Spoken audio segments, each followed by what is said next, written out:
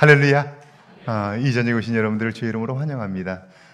오늘도 수고 많으셨습니다. 우리 앞뒤 옆 사람 한번 인사할까요? 오늘도 수고 많으셨습니다. 뒤에 분들 한번 인사하시죠. 네.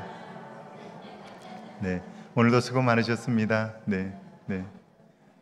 우중에도 나와주셔서 진심으로 감사합니다. 제가 여러 차례 이야기를 했는데 여러분 기억하시는지 모르겠어요. 여러분 살면서 꼬리표를 붙인다는 게 굉장히 중요해요. 살면서 작은 목표들을 하나씩 가지는 일들이 얼마나 중요한지 몰라요. 제가 결혼을 한 이후에 저희 장모님을 모시고 살았어요. 모시고 살았다기보다 이제 저희 집에 와서 늘 계셨어요. 아이도 생기고 그러니까 돌봐주시고 하면서 결혼하고부터 장모님이 저희 집에 와서 3일 이상씩 계시고 거의 계속해서 미국에 있는 동안은 저희와 같이 함께 살았고요. 거의 결혼하고 나서부터 지금까지 살고 있어요. 장모님이 저희 집에 오셔서 같이 살면서 제가 세운 원칙, 목표가 하나 있었어요. 그게 뭐냐면 어차피 제가 목회를 하는 동안 제가 제 아내와 함께 살면서 제가 원하는 집에 들어가서 살 수는 없어요. 교회가 준비한 집에 들어가야 돼요. 그러니까 내가 원하는 집에 들어가서 살 수가 없는 거예요. 아내가 아무리 어디 가서 살고 싶다고 해도 거기 가서 살 수가 없어요. 교회가 정해준 집에 가서 살아야 돼요. 그러니까 좋은 집에서 살 수는 없는 거예요. 그렇다고 해서 내가 입고 싶은 옷도 마음대로 못 입어요. 만약에 그 옷을 입으면 교인들이 봐서 용납이 안 되면 내가 아무리 원해도 그걸 입을 수가 없어요. 원하는 옷도 마음대로 입을 수가 없어요. 그렇다고 해서 먹고 싶은 걸 마음대로 먹을 수 있느냐? 그렇지도 못해요. 왜냐하면 주로 교인들과 함께 식사를 하게 되는데요. 그러면 제게 꼭 물어보죠. 목사님 좋아하는 거 뭐 있냐고. 제가 한번 좋아하는 걸 먹으면요, 그 다음부터는 계속 거기를 가게 돼요. 제가 의정부에 있을 때 신방을 이렇게 대신방을 했어요. 근데 뭘 좋아하냐고 자꾸 물어봐요. 그래서 나는 다 좋아한다고 그랬는데 특별히 뭘 좋아하냐고 그래서 특별히 좋아하는 건 없다고 그랬더니 그분이 그 탕수육을 만들어 내놓으셨어요. 만든 정성을 제가 아니까 맛있게 먹었어요. 그랬더니 그 다음부터 계속 목사님이 탕수육을 잘 드세요. 가는 집마다 탕수육이 나오는 거예요. 자, 좋은 집에서 아내와 함께 살 수도 없고 그렇다고 해서 좋은 옷을 입고 싶은 옷을 마음대로 입을 수도 없고 그렇다고 해서 먹고 싶은 것을 마음대로 먹을 수도 없고 어차피 은퇴할 때까지는 목회를 해야 되는데 아내가 원하는 것 또 우리가 좋아하는 걸 할 수는 없는 거예요. 그래서 그때 제가 목표 하나를 세웠어요. 그게 뭐냐면 어차피 장모님과 함께 살 거라면 딸이 편안하고 기뻐하며 사는 것을 보여줄 수 없다면 그러면 마음 편히 사는 거라도 보여줘야 되겠다. 그 생각을 한 거예요. 함께 있는 동안 내가 장모님의 마음을 불편하게 하진 않겠다. 함께 있는 것에 마음이라도 편하게 하겠다. 그 생각을 가지고 지금까지 온 거예요. 그리고 그 마음을 지금까지 지켰어요. 아멘을 안 하시는군요. 지금까지 그 목표 하나를 정했더니 그걸 지킬 수 있었어요. 그러니까 지금도 장모님이 일주일에 4일씩 5일씩 저희 집에 계시지만 전혀 불편함이 없이 함께 지낼 수 있었던 거죠. 제가 남은 삶을 사는 동안 어떻게 살아야 할 것인가에 대한 목표 하나를 정했어요. 그것은 나이가 들면서 어쩔 수 없이 노인이 되지만 그러나 나는 어른이 되겠다. 노인이 아니라 어른이 되겠다. 노인과 어른의 차이는 노인은 나이가 들면서 사람들이 싫어해요. 왜냐하면 말이 많고 자기 고집이 세고 그러니까 싫어해요. 가는 데마다. 그러나 어른은요, 가면 이야기를 들어주고 격려하고 그러니까 어른은 누구를 만나도 좋아해요. 내가 남은 삶은 그렇게 살아야 되겠다라고 생각하니까요. 누구를 만나고 돌아올 땐 반드시 제가 제 자신에게 질문하는 거예요. 오늘 내가 이야기를 많이 하기보다 더 많이 들었느냐? 내가 혹시 이야기하는 중에 다른 사람에 대한 이야기를 하진 않았는가? 부정적인 이야기를 하진 않았는가 돌아보게 되는 거예요. 돌아오면서. 그러니까 만약 내가 말을 너무 많이 했어 라고 생각이 들면 다음부터는 그러지 말아야지 라고 결심하게 되고요. 부정적인 이야기를 했다면 다시는 그러지 말아야지 돌아보게 되는 거예요. 목표를 가지니까 나를 자꾸 돌아볼 수 있게 되고 나를 돌아보면서 조금씩 달라지게 되는 거예요. 자, 하나님이 우리에게 시간을 주셨고 우리에게 물질을 주셨다면 시간에도 꼬리표를 달 필요가 있는 거예요. 오늘 하루를 사는 동안 내가 어디에 가장 많은 시간을 보낼 것이며 꼭 시간을 보내야 할 것들은 없는가? 시간에다 꼬리표를 붙이는 거예요. 그러면 무슨 일이 있어도 그 꼬리표를 기억하면서 그 시간을 놓치지 않고 쓸 수 있게 되는 거죠. 자, 시간만 그런 것이 아니라 하나님이 우리를 지으셨고 우리를 자녀 삼으셔서 우리에게 필요한 물질을 주신다면 물질에도 꼬리표를 붙이는 거예요. 우리의 수입 중에서 이 돈은 어디다 쓸 거야? 이 돈은 어디다 쓸 거야? 이 돈은 어디다 쓸 거야? 꼬리표를 계속 붙이는 거예요. 그러면요, 가지고 있는 것 중에서 내가 적어도 한 달에 한 번은 내 아내와 내 남편과 단둘이서 맛있는 음식을 먹으며 함께 서로의 감정을 이야기할 수 있는 시간을 가져야 되겠다라고 하면 돈에 꼬리표를 붙여두면 그러면 그 꼬리표가 있기 때문에 어느 날을 잡아서 함께 그 시간을 보낼 수 있게 되죠. 그리고 돈에 꼬리표를 붙여놓으면 내가 해야 할 일들을 기억할 수 있게 되고요. 돈을 하나님이 주셨다면 하나님이 기뻐하시는 일은 뭘까 생각하면서 거기에 꼬리표를 붙여두면 우리가 가지고 있는 것들을 하나님이 기뻐하시는 삶으로 이끌어갈 수 있다는 거죠. 그러니까 살면서 꼬리표를 붙이는 일은 굉장히 중요해요. 그걸 붙여보면요, 그걸 통해서 얻는 기쁨도 크지만 그걸 이루기까지 작고 큰 기쁨들이 얼마나 많은지 몰라요.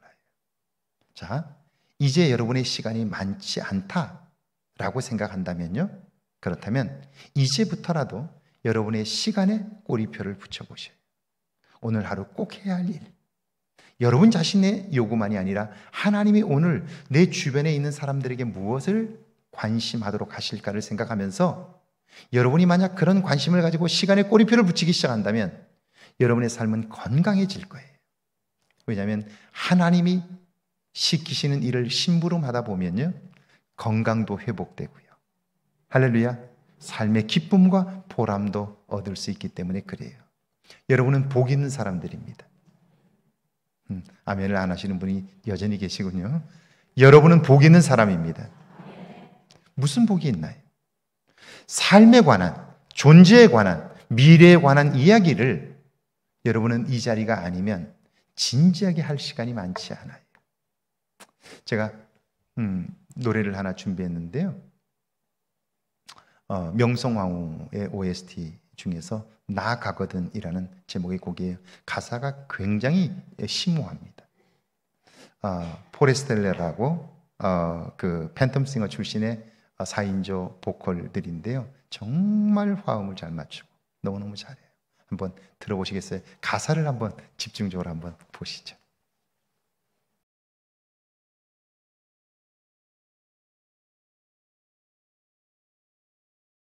딱 한자가 틀린데요, 내용은 완전히 달라요. 나 슬퍼도 살아야 해 라는 말과 나 슬퍼서 살아야 해 라는 말은 딱 한자가 달라요. 내용은 완전히 달라요. 평생을 사는 동안 삶이 슬퍼요. 근데 슬퍼도 어쩔 수 없이 살아야 돼요. 그러면 슬픔은 짐이지요. 그런데 슬퍼서 살아야 해, 이 말은 완전히 달라요. 인생에 대한 깊은 깨달음을 가지는 거죠. 인생이란 슬픔과 기쁨이 함께 있는 거예요. 기쁨만 있을 수도 없고 슬픔만 있을 수도 없는 거예요. 그러면 슬퍼도 살지만 기뻐도 사는 거예요. 그러니까 슬퍼서 사는 거예요. 왜요? 기쁨이 올 걸 알기 때문에. 전에는 슬픔만 안고 살았는데 이제는 슬퍼도 살아야 해. 왜? 기쁨이 오는 걸 알기 때문에. 딱 한자 차이인데 이렇게 내용이 완전히 다른 거예요. 나는 왜 이렇게 인생이 안 풀려? 내 삶은 왜 이렇게 꼬여? 왜 이렇게 힘들어? 슬픔을 안고 사는 거죠. 그 사람의 삶의 무게는 너무 무거워요. 그래서 사는 게 버거워요. 그런데 슬퍼도 살아야 해. 이 말이 무슨 말이에요? 삶이란 슬픔도 있고 기쁨도 있는 거야. 어느 한쪽만 내가 선택해서 질 수는 없는 거야. 중요한 건 슬퍼도 내가 살면 반드시 기쁨이 오는 거야. 할렐루야. 그걸 기대하는 거예요. 그러니까 어때요? 슬퍼도 살 수 있는 거예요. 그런데 슬퍼서 살게 되면 어때요? 슬픔을 안고 살면 그게 너무 버거운 거예요. 자, 하나님 안에서 산다는 것은 바로 이런 거예요. 무엇을 어떻게 보느냐에 따라서 삶이 완전히 달라질 수 있어요. 하나님은 모든 생명의 처음과 마지막입니다. 밑에 한번 읽어볼까요? 함께 읽습니다. 마음이 신실한 왕이 하나님의 초상화를 갖고 싶어 온 나라 화가들을 불렀습니다. 그리고 하나님의 초상화를 완벽하게 그리는 사람에게 큰 상을 내리겠다고 약속했습니다. 화가들은 궁궐 내부의 작업실에 모여 열심히 그림을 그렸습니다. 그런데 한쪽 귀퉁이에 있던 늙은 화가 주세페는 하나님을 어떻게 그릴까 고민합니다. 생각해도 답이 없자 그저 졸기만 합니다. 드디어 기한이 다 되었고 왕은 화가들이 그린 그림들을 심사하기 시작합니다. 그들이 그린 그림은 다정한 노인, 젖먹이는 엄마, 목자, 왕좌에 앉은 임금, 비둘기 등이었습니다. 어느 초상화도 만족하지 못한 왕이 주세페 앞에 서서는 무릎을 탁 칩니다. 그리고 외칩니다. 이것이야말로 완벽한 하나님의 초상화다. 모든 화가들이 그의 그림을 보았을 때 그의 화판에는 아무런 그림도 없었습니다. 묘사불능, 그것이 완벽한 하나님의 모습입니다. 아무것도 없네, 그렇게 얘기할 수 있어요. 졸기만 하더니 아무것도 그린 게 없네, 그렇게 말할 수 있어요. 그런데 아무것도 그려지지 않은 그 화판이야말로 하나님을 가장 잘 설명했다라고 하는 거예요.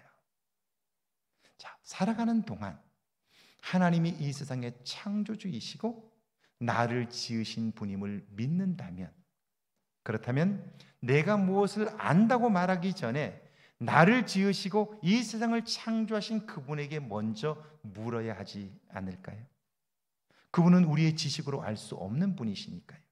그분이 나를 통하여 하실 일은 우리가 상상할 수 없는 일이니까요.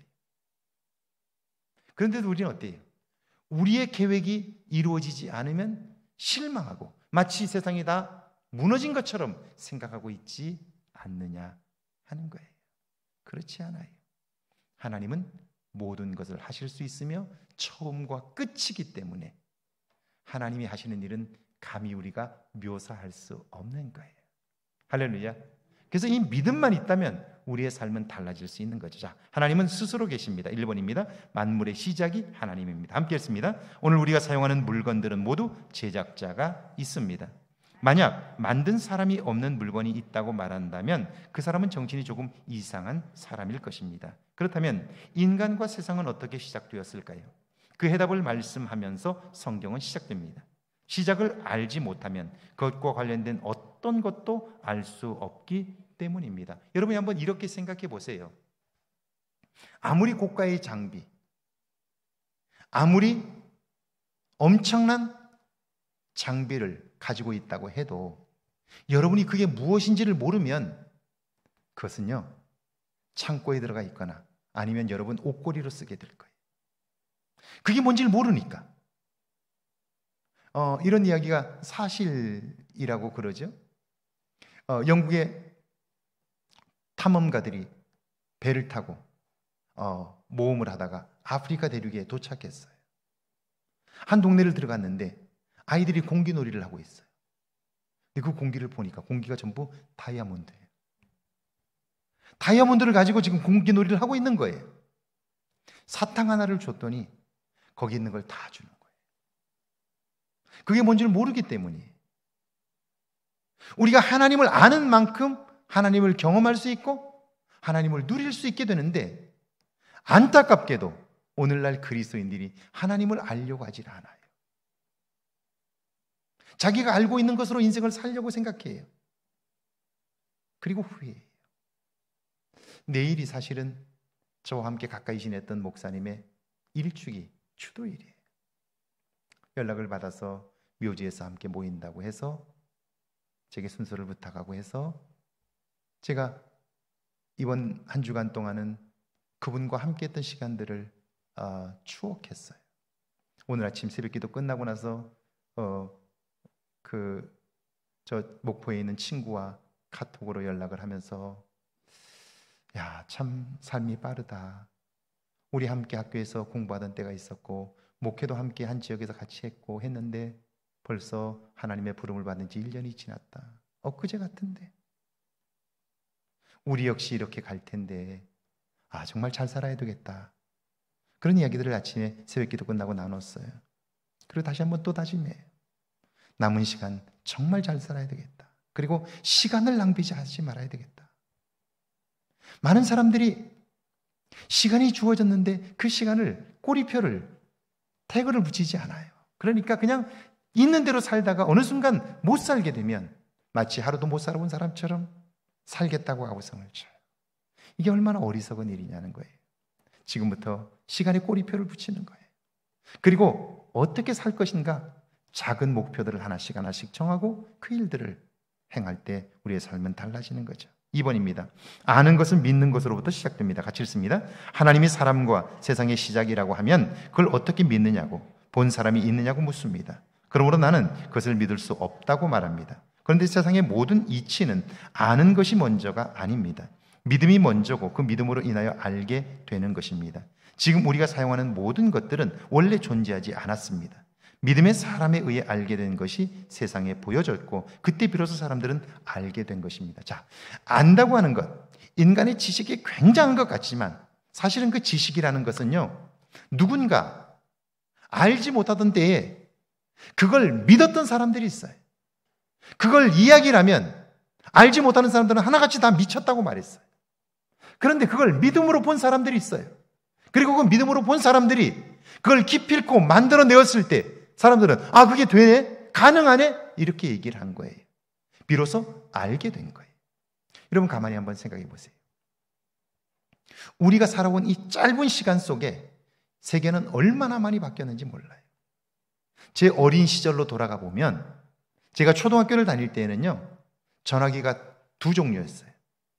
하나는 백색 전화, 그리고 하나는 공중전화. 둘 중에 하나였어요.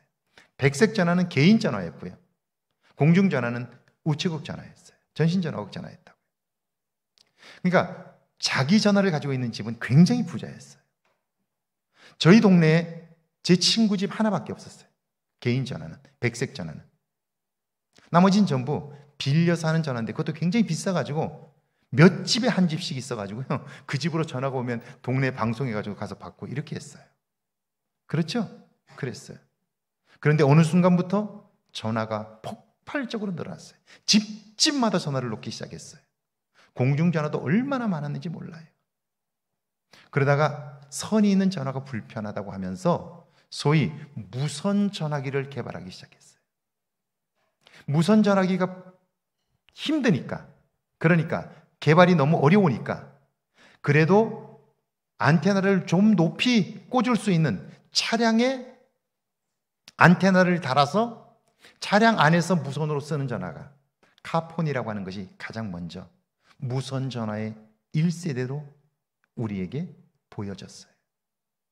그리고 그 다음에 그걸 가지고 어떻게 안테나의 길이를 줄일 수 있을까를 고민 거듭 기계를 어떻게 축소할 수 있을까를 하다가 그 다음에 나온 핸드폰이 이만한 벽돌만한 핸드폰 기억나시죠?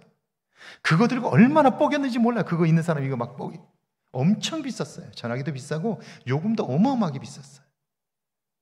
지금 어때요? 지금은 손 안에 들어와서 안테나가 보이지도 않잖아요. 그러더니 어느 날부터인가 인터넷이 발전을 하기 시작하면서 이제는 화상통화가 가능하다 그러니까 그게 무슨 어떻게 화상통화가 가능하겠어? 말이 돼? 그렇게 얘기했어요. 전 세계 사람들과 다 연결할 수 있다고 그렇게 말하니까 말 같지도 않은 소리. 아니 독일에 있는 사람과 얼굴을 보고 얘기할 수 있다고? 그게 말이 돼? 그렇게 얘기했어요. 근데 지금 어때요? 다 이야기하잖아요. 지금 뭐 전 세계에 있는 제 친구들도 자주 카톡으로 연락이 오잖아요. 뭐 여러 가지로 페이스톡을 하고 있잖아요. 뭐 세계 여기저기서 전화가 와요. 그 일이 이루어졌어요. 그 일이 이루어지기까지 사람들은 뭐라고 그랬냐면 그게 말이 돼? 미쳤다고 그렇게 얘기했어요. 믿지 않았어요. 왜? 자기가 알지 못하는 거지. 그게 불가능한 건 아닌데 자기 스스로 불가능하다고 생각한 거예요. 그러니까 안다는 것은 믿음으로부터 시작된 거예요. 그런데도 우리는 뭐라고 생각하냐면 자기가 믿어지지 않으면 그런 건 불가능하다고 생각해요. 안 믿는 거예요. 이것처럼 어리석은 일이 없어요. 자, 그러니까 불신이야말로 사실은요, 자기의 완고함의 표현인 거예요. 내가 동의하지 못하더라도 누군가 어떤 얘기를 할 때 귀를 기울여 드려야 하는 것은 내가 알지 못하는 그것을 그 사람이 알 수 있기 때문에 그래요. 그런데 완고한 사람은요, 자기가 아는 것만 받아들여요. 그게 가능해? 자기가 알지 못하는 건 받아들이잖아요. 그 사람이야말로 가장 어리석은 사람이에요.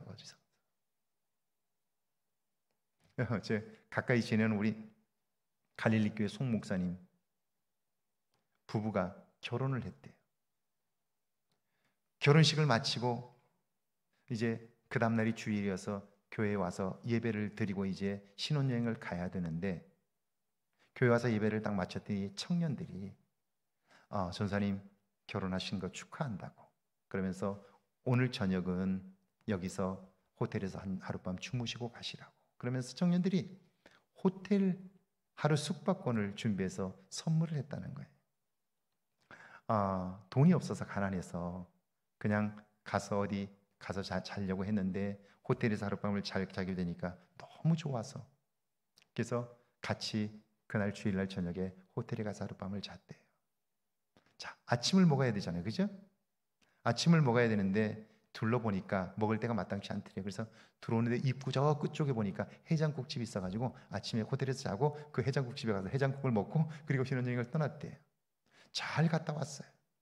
갔다 와서 교회로 돌아왔더니 청년들이 잘 잤느냐고, 호텔 아침 식사가 좀 괜찮더냐고 물어보더래요. 그래서 호텔 아침 식사가 뭐냐고 물어봤더니 그 호텔 숙박권에 아침 조식까지 포함되어 있다고.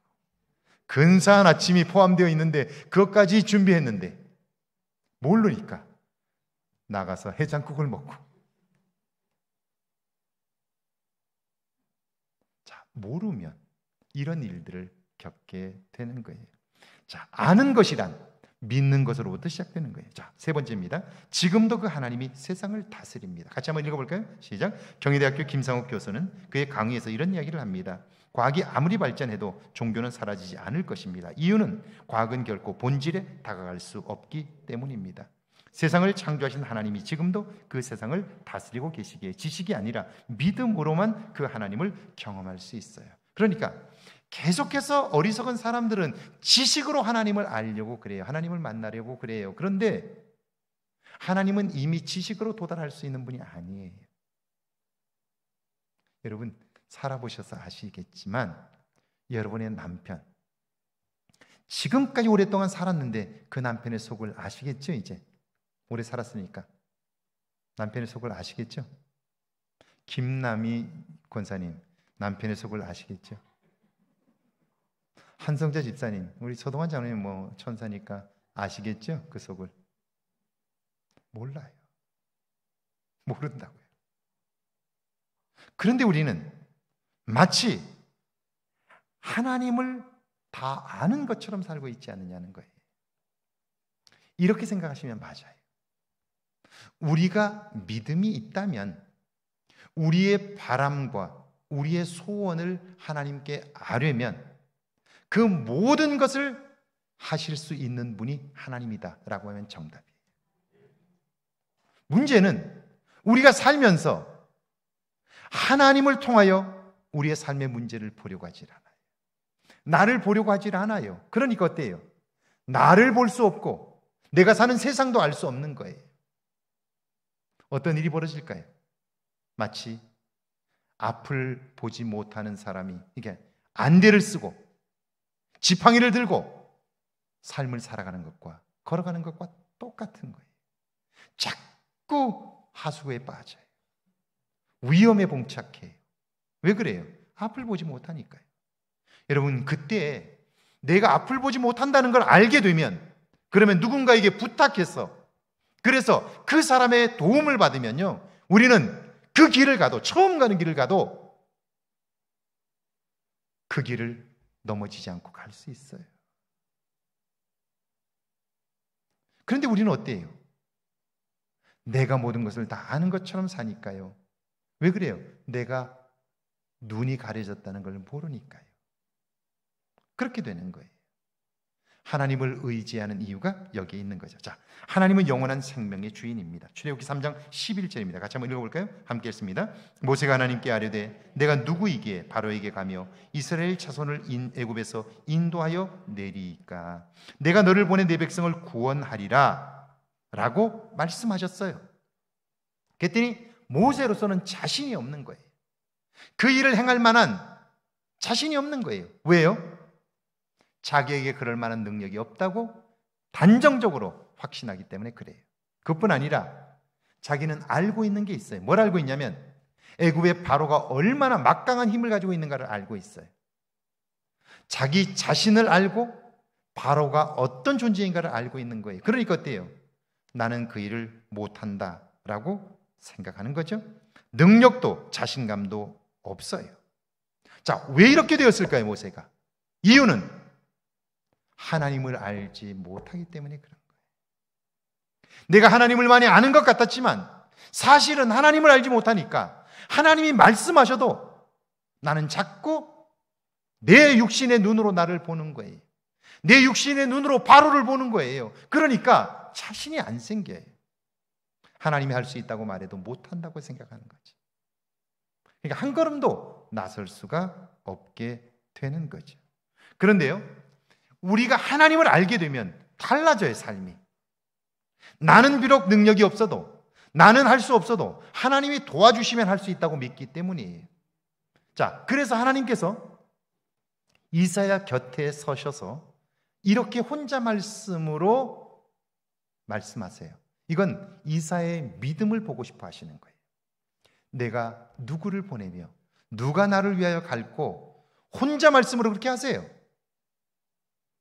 자, 믿음이 있다면 이사야는 그 혼자 말씀하시는 하나님의 말씀에 응답할 거예요. 믿음이 없다면 결코 응답할 수가 없어요. 내가 누구를 보내며 이 백성이 지금 죄로 말미암아 멸망에 이르게 되었는데 내가 누구를 보내며 누가 나를 위하여 갈 수 있을까? 이렇게 혼자 말씀을 하세요. 근데 이사야는 믿음이 있는 사람이에요. 그래서 그 말씀을 듣자마자 주여 내가 여기 있나이다, 나를 보내소서 그래요. 이사야가 무슨 능력이 있나요? 무슨 대단한 힘이 있고 지혜가 있나요? 그런 거 없어요. 그런데 그렇게 응답하는 거예요. 왜 그러죠? 그에게는 믿음이 있기 때문이에요. 무슨 믿음이죠? 나는 능력이 없지만 하나님이 나에게 힘을 주시면, 지혜를 주시면, 능력을 주시면 그 모든 일을 할 수 있다고 믿는 믿음인 거죠. 할렐루야. 그러니까 그 일을 할 수 있는 거예요. 내가 누구를 보내며 누가 나를 위하여 갈고 할 때 주여 내가 여기 있나이다, 나를 보내소서라고 나설 수 있는 거예요. 그에게 능력이 있어서가 아니라 하나님에게 모든 것을 하실 수 있는 능력이 있음을 알기 때문이죠. 믿기 때문이에요. 이건 오늘을 사는 우리들도 마찬가지예요. 제가 우리 교회에 와서 여러분들과 함께 했던 일들을 하나씩 계산해 봤어요. 이 본당 리모델링 했던 일들, 그리고 저 놀이터 만들었던 일들, 이 앞에 주차장을 샀던 일들, 저 위에 우리 사택 부지를 매입한 일들, 그리고 뭐 이것저것 뭐 교육관 리모델링 한 일들, 주방 공사한 일들 뭐 굉장히 많잖아요. 제가 계산을 한번 해봤어요. 계산. 상상할 수 없는 금액이었어요. 그러면 제가 왔을 때 우리 재정이 막 넉넉하게 있어가지고 그걸로 펑펑 썼을까요? 아니에요. 없었어요. 근데 그 일들을 10년 안에 우리 모두가 함께 할 수 있었어요. 어떻게 할 수 있었죠? 하나님이 도와주신 거예요. 만약 이거 하는데 돈이 얼마가 필요하다, 지금 있어? 라고 말했다면 못했을 거예요. 왜? 없으니까. 많은 사람들이 자기가 가지고 있는 것으로만 하려고 생각해. 그러나 그러면요, 삶의 감동도 없고요, 그 사람은 결핍감 속에서 평생을 만족하며 살 수가 없어요. 없지만, 그러나 정말 이 일을 하나님이 기뻐하신다면 하나님은 그 일을 반드시 이루신다라고 하는 믿음으로 시작하니까요, 채우시는 하나님을 발견하게 되고요. 혹시 여러분이 아멘을 안 하시는 분이 계시면 그거 하면서 거지 되신 분이 계신가요? 그거 하느라고 집하신 분 계신가요? 아니잖아요. 그거 하면서 우리 모두 함께 기뻐했잖아요. 할렐루야. 온 성도들이 24시간 기도하면서 기뻐하고 감사하고 그랬잖아요. 삶이 즐거워지지 않았나요? 드리는 기쁨을 우리가 맛보았잖아요. 지금 지나고 보니까 어마어마하게 큰 일인데, 그런데 그 일을 우리가 감당할 수 있었어요. 이만큼 있어야 한다라고 생각했다면 못했을 거예요. 지금도 그래요. 앞으로 하려고 하는 일들이 여러분이 지금 상상하는 것보다 훨씬 더 큰 일들이에요. 돈으로 계산하기 어려운 일들이에요. 그럼에도 불구하고 하나님께서 우리의 마음에 주신 꿈이에요. 그리고 이것은 하나님이 기뻐하시는 일이라는 확신이 있어요. 그렇기 때문에 그 일을 추진하는 거예요. 돈을 생각하면 차라리 안 하면 좋아요. 그러나 돈이 아니라 하나님의 살아계심을 체험하기 위하여 우리는 새로운 도전들을 하는 거죠. 할렐루야. 그리고 하나님은 반드시 그 일을 이루실 거예요. 아멘이시죠? 그러니까 이제 제가 볼 거예요. 이런 일들을 할 때 보면 믿음을 알 수 있어요. 하나님이 하시는 그 일에 함께 하려고 마음을 모으고 그리고 물질을 모으는 분들이 계신가 하면 뒤에서 되나 보자라고 등짐을 지고 계신 분들이 계세요. 여러분, 이 말씀을 꼭 기억하셔야 돼요. 물 떠온 하인들은 알더라. 아멘이시죠? 누가 알았다고요? 그 포도주를 먹으면서 즐겼던 사람이 아니고요, 물 떠온 하인들이 그 맛있는 포도주가 어디서 났는지를 아는 거예요. 그리고 그걸 아는 하인들의 삶은 달라지는 거죠. 자, 2번입니다. 출애굽기 3장 12절입니다. 같이 읽습니다. 내가 반드시 너와 함께 있으리라. 내가 하는 것이 아니라 하나님이 하신다는 사실을 말씀해 준 거예요. 자, 그러니까 내가 반드시 너와 함께 있으리라, 이 말은 네가 하는 것이 아니라 내가 하는 거야 라고 하나님은 말씀하시면서 이걸 믿는 믿음이 네 안에 있느냐 물으시는 거예요. 오늘을 살면서 이걸 믿는 믿음이 네 안에 있느냐, 이 질문을 우리에게 하고 있는 거죠. 네가 믿는다고 하는 것과 너가 하는 말과 행동이 일치하느냐, 그걸 묻고 있는 거예요. 머릿속으로 하나님은 전능하신데, 그런데 내가 사는 삶 속에서 하나님은 무능한 분으로 살고 있지는 않느냐 하는 거예요. 결국 삶은 믿음의 문제인 거예요. 믿음의 문제인 거예요. 결국 그의 믿음이 그의 인생을 빛나게도 하고 삶을 그늘 속에 빠뜨리기도 하는 거예요. 아브라함을 우리가 왜 믿음의 조상이라고 부를까요? 그의 삶이 믿음과 하나 되어 있기 때문에 그래요. 자, 이제 창세기 24장에 보면 이런 말씀이 나와요. 이제 이삭이 장성했어요. 결혼을 시켜야 돼요. 그런데 그 옆에 있는 이방 족속들에게서 며느리를 데려올 수는 없어요. 그래서 아브라함은요, 종을 부릅니다. 불러서 이렇게 말해요. 너는 지금 짐을 꾸려서 나의 고향으로 가라. 가서 내 친척들 중에서 이삭의 아내를 골라서 데리고 오라. 그렇게 이야기를 해요. 지금 빨리 떠나라고 그렇게 얘기해요. 여러분, 그 거리가 어마어마한 거리입니다. 아브라함이 있는 이곳은 팔레스타인 지역이고 지금 아브라함의 고향은 저 갈대아 우르입니다. 티그리스 유프라테스강 그 사이에 있는 그 지역이에요. 메소포타미아 지역이라고요. 어마어마하게 거리가 멉니다. 갔다가 올 수 있는 거리가 아니에요. 그러니까 종은 그 먼 거리를 가면서 주인에게 이렇게 묻습니다. 주인이요, 가서 마땅한 처자를 만났는데 그가 안 온다 그러면 어떻게 할까요?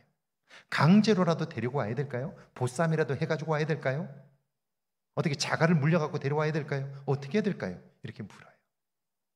이때 아브라함의 믿음이 드러납니다. 아브라함이 이렇게 말해요. 종아, 가라. 가면 하나님께서 너보다 앞서가셔서 네가 해야 할 일을 알게 하실 것이다. 네가 할 일을 미리 준비하실 것이다. 이렇게 말해요. 여러분, 이게 아브라함이 믿는 하나님에 대한 믿음이에요.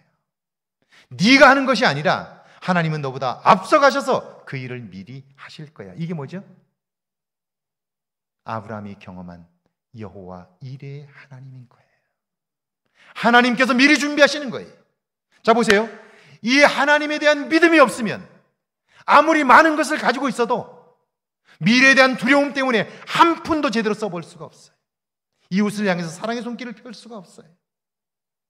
결국 그거 쥐고 있다가 죽는 거예요. 제대로 써보지도 못하고. 이게 얼마나 바보 같은 일이냐고요. 이건 정말 어리석은 일이에요. 하나님께서 너보다 앞서 가셔서 네가 할 일을 준비하실 거야. 이게 아브라함의 믿음이고요. 이 믿음이 있었기 때문에 아브라함은 믿음의 조상이 될 수 있었던 거죠. 출애굽기 3장 13절과 14절입니다. 함께 읽습니다. 내가 이스라엘 자손에게 가서 이르기를 너희의 조상의 하나님이 나를 너희에게 보내셨다 하면 그들이 내게 묻기를 그의 이름이 무엇이냐 하리니 내가 무엇이라고 말하리이까? 너는 이스라엘 자손에게 같이 이르기를 스스로 있는 자가 나를 너희에게 보내셨다 하라. 스스로 있는 자라는 말이 무슨 뜻일까요? 생명을 잇게 한 분, 그리고 잇게 하는 분, 그리고 잇게 하실 분. 이게 무슨 말이죠? 생명을 이미 잇게 하셨어요. 오늘 우리가 여기에 있는 근거는 하나님께서 과거에 우리를 이 땅에 보내셨기 때문이죠. 그 하나님은 과거에만 계신 분이 아니라 오늘 우리와 함께 계신 분이에요. 그렇기 때문에 과거에 어떻게 살았든지 그분과 눈을 맞추면 그분은 우리의 부족함들을, 죄악이 있다 할지라도 깨끗하고 새롭게 하실 수 있는 분이시죠. 그렇죠? 우리를 재창조하실 수 있는 분이시죠. 그뿐 아니라 우리를 새롭게 하신 그분은 지금까지는 우리를 향한 계획을 드러낼 수 없었어요. 왜? 죄와 더불어 살았기 때문에, 욕심으로만 살기 때문에 무언가를 주면 그거 가지고 인생이 망가질까 봐 주실 수가 없었어요. 그런데 오늘 나를 고치신 그 하나님은 고쳐놓고 새롭게 나의 미래를 알게 하셔요. 지금까지는 내가 한 번도 너에게 미래의 일들을 말하지 않았지만 이제 새롭게 된 오늘 나에게 하나님은 이제 내가 너를 통하여 미래의 새 일을 이룰 거야. 할렐루야. 할렐루야. 그렇게 말씀하실 수 있는 분인 거예요. 그러니까 우리의 인생은 언제든지 달라질 수 있다는 거예요. 새로워질 수 있는데 하나님 안에서 새로워진다면 그 변화는 우리가 상상할 수 없는 변화예요. 제가 지난주에 유튜브를 보다가 미국의 메릴랜드라는 주가 있어요. 미국의 메릴랜드라는 주가 있는데 그렇게 큰 주는 아니지만 그러나 영향력이 있는 주예요. 그 주의 주지사가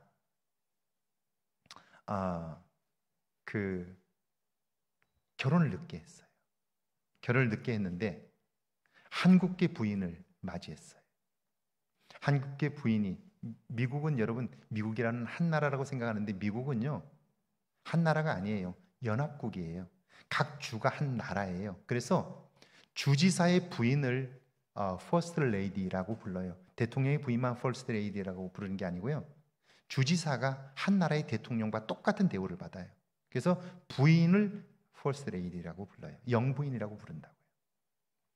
한국계 미국인 여자분이 그분과 결혼을 하면서 메릴랜드주의 퍼스트 레이디가 되었어요. 그분은 일찍 남편과 이혼을 했고 딸 셋을 데리고 함께 키우던 분이었어요. 메릴랜드주에 있는 한인교회, 작은 한인교회 집사님이셨어요. 엄청 고생하셨어요. 남의 집에서 식당에서 이 음식 나르고 그리고 김치해서 팔고 이런 허드렛 일을 하시던 분이었어요. 그런데 그분이 비록 남의 집에서 식당에서 일을 하고 설거지를 하고 그리고 김치를 담그고 그런 일을 했지만, 그런데 그분은 자기 자신에 대한 자존감이 굉장히 높은 분이에요. 그러니까 주일이 되면 교회에 와서 헌신적으로 봉사하시고요. 그리고 가진 것은 없어도 신앙 하나는 정말 모든 사람이, 교회 안에 있는 모든 사람이 다 인정할 정도로 신실한 사람이었어요. 그러니까 자기 삶을 잘 가꾸는 거죠. 하나님이 보실 때 기뻐할 정도로. 그런데 우연한 기회에 주지사를 만나게 되었고요. 한눈에 주지사가 반했어요. 프로포즈를 하게 되면서 그는 일약 메릴랜드주의 퍼스트 레이디가 되었어요. 근데 보세요. 아무나 그 자리에 간다고 빛이 나는 게 아니에요. 그는 신실하게 살았던, 다른 사람을 섬겼던 아름다운 모습이 몸에 배어있기 때문에 그 자리에 가자 빛이 나는 거예요. 지금까지 주지사 공간은 따로 있어요. 경찰들이 다 보호하고 있는데요. 그 안에 요리사도 각 분야말로 중국, 아시아 쪽의 요리사, 미국식, 이탈리안 요리사들이 다 있어요, 주방에. 그리고 그 안에 그를 돕는 퍼스트 레이디만 보좌하는 보좌진들이 다 있어요. 개인 사생활을 보호하는 이메일을 담당하시는 분, 그 다음에 외교적인 그 스케줄들을 조정하는 비서들이 다 있어요. 적어도 3명 이상씩 다 있어요. 그런데 이분이 남의 집에서 식당에서 설거지를 하던 이분이 퍼스트 레이디가 되어서 그 주지사 공간에 들어갔는데요. 들어가서 정말 빛이 나는 거예요. 빛이 나는 거예요. 요리사들이 다 있는데도 불구하고 그 안에 있는 직원들을 한 달에 한 번씩 한국 음식을 만들어 갖고 먹이는 거예요. 얼마든지 부릴 수 있어요. 그런데 그러지 않고요, 그들을 먹이고 섬기는 거예요. 하나씩 하나씩 다 그 직원들을 챙겨주는 거예요. 생일이 되면 생일 카드를 다 써서 나눠주는 거예요. 그러니까 어때요? 남편이 빛이 나는 거예요. 빛이 나는 거예요. 이 부인 때문에 배우지도 못했어요. 그럼에도 불구하고 그 한 사람으로 인하여 주지사의 낯이 서는 거예요. 자, 그 자리에 간다고 위대해지는 게 아니에요. 매일매일의 삶 속에서 신실하게 하나님 앞에서 자기를 가꾸는 거예요. 그랬더니 그 자리에 서서도 빛이 나고 자기 삶이 빛이 날 뿐 아니라 여기 있는 이 남편 주지사의 얼굴에도 빛이 나게 되는 거예요. 준비되었기 때문이에요. 그가 주지사의 영부인이 될 줄 알았겠어요? 몰랐죠. 딸 셋 키우느라고 고생만 엄청나게 했는데요. 그런데 그에게 그런 기회가 온 거예요. 누구나 그런 기회가 온다고 해서 그렇게 살 수 있는 게 아니에요. 오히려 준비되지 않은 사람에게 그런 기회는 자기가 불행해지는 거예요. 자, 여러분은 하나님을 누구라고 믿습니까? 하나님은 모든 생명의 처음과 끝입니다. 그분 안에 모든 것이 있습니다. 그분 안에서 새로워진다면 우리의 미래는 그분으로 말미암아 우리가 상상할 수 없는 새 일들을 이루게 될 것입니다. 그 기대가 여러분 속에 있기를 주의 이름으로 축원합니다. 함께 기도합니다.